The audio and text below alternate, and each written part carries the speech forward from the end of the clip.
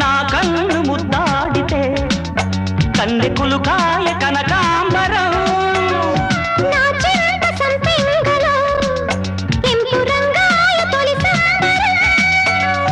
ఎన్ని పొంగులో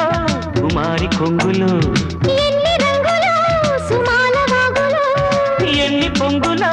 కుమారి కొంగులు ఉద్యోగమిప్పించవా సోకు ఉద్యానవనమాలిగా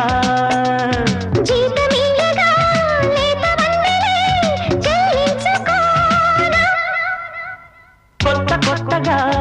ఉన్నది స్వర్గమిక్కడే అన్నది